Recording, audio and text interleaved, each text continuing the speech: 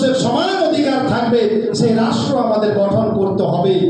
আর আমি পরিশেষে এইটুকুই বলবো, যদি নেতাজি সুভাষচন্দ্র বসুরা জানতো যে বিজেপি এই ধর্ম নিয়ে রাজনীতি করবে, ধর্ম নিয়ে ভারতবর্ষ শাসন করবে, চালাবে, তাহলে তারা এই ভারতবর্ষ স্বাধীন করতো না।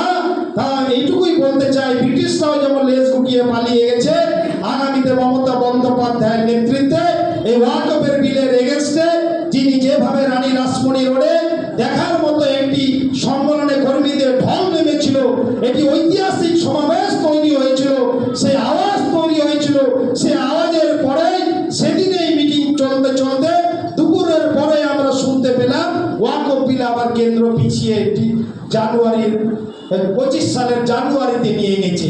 দেখুন মমতা বন্দ্যোপাধ্যায় কি নেত্রী, তার হুঙ্কারে দুপুরের মধ্যে সভা চলতে চলতে কলকাতার রাজপথে বিকাল হতে হতে বিজেপি টাইম এক্সটেনশন করে দিল।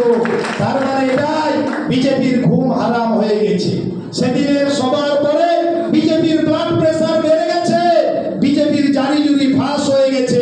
বাংলাতে যেভাবে বিজেপি লোকসভায় হেরে সর্বহারা দলে, সর্বহারা বিচ্ছিন্ন একটি সাম্প্রদায়িক সংগঠনে পরিণত হয়েছে, আমি মনে করি বিজেপি একটি রাজনৈতিক দল না, বিজেপি একটি সাম্প্রদায়িক সংগঠন।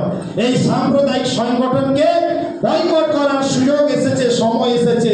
আর আগামীতে 26 সালে আমতা সমেত হাওড়া থেকে আপনারা বিরাট ঐতিহাসিক সমাবেশ করে একেবারে 26 সালে আমতা থেকে টাটা বাই বাই করে বিজেপিকে কর্মসূচি করে বিদায় দিয়ে দেবেন, এইটুকু আশা আকাঙ্ক্ষা রেখে পরবর্তীকালে আপনাদের সঙ্গে নিশ্চয়ই দেখা সাক্ষাৎ হবে।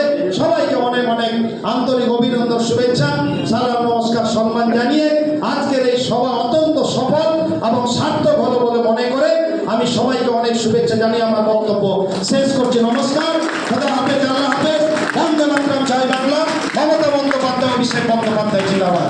ধন্যবাদ। ধন্যবাদ সম্মানীয়